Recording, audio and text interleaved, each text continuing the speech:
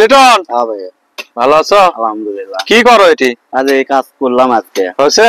হ্যাঁ, এটা কিসের পয়েন্ট দিছো? এটা হলো আপনার, এটা মেন হল, এটা ওপেন।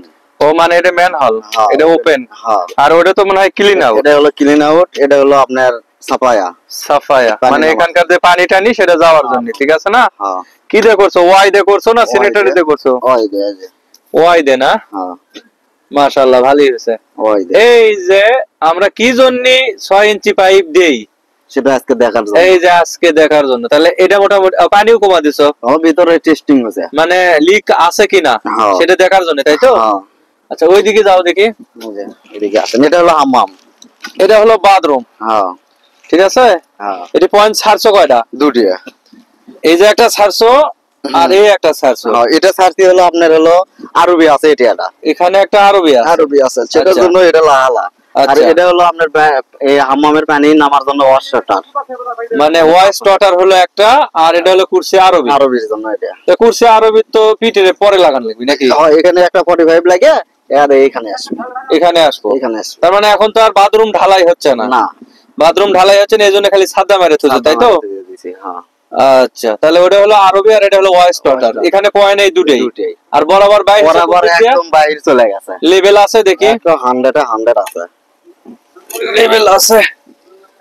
হ্যাঁ, ঠিক আছে, স্লুপ আছে ওইদিকে। একদম 100। তাহলে এখন এটা বরাবর চলে যাচ্ছে নাকি? দেখছেন, 100 আছে। হ্যাঁ, ঠিক আছে।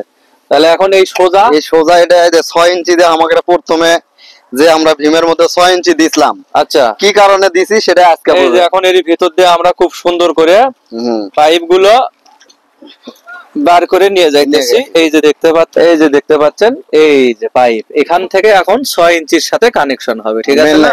মেইন লাইনের সাথে। আমরা কিন্তু একদম ওই যে বিল্ডিং এর ওই পাশ থেকে এই পাশ পর্যন্ত একদম সোজা নিয়ে এসে এই যে এখানে কিন্তু বাইর করে দিছি, ঠিক আছে না? এই যে এখানে দেখতে পাচ্ছেন আমরা কিন্তু সুন্দর করে এই যে হাফড় করছি।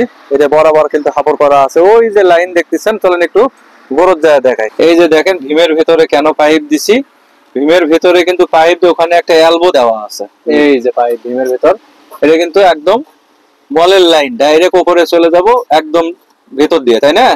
এখান থেকে এই যে আমি একটু কাছে যে দেখাইতেছি, এই যে এলবো দেওয়া আছে এখানে। এখান থেকে এখন এই যে লাইনটা যে দেখতেছেন, এই যে দেখেন কত সুন্দর করে একদম বাহির পর্যন্ত কিন্তু দেওয়া আছে। একটু কাছে থেকে দেখাই, এই যে দেখেন এখানে কিন্তু ভাঙ্গা চোরার বা হোল করার কোনো প্রয়োজন নাই। ওই যে ওখানে দেখতে পাচ্ছেন ভাঙ্গা চোরা বা হোল করার কোনো প্রয়োজন নেই। এর ভেতর দিয়ে কিন্তু 4 ইঞ্চি পাইপ যেগুলো একদম একদম ডাইরেক্ট চলে যাব, কোনো সমস্যা নাই। তো সবাই ভালো থাকবেন, ভিডিওটা ভালো লাগলে অবশ্যই শেয়ার করে দিবেন।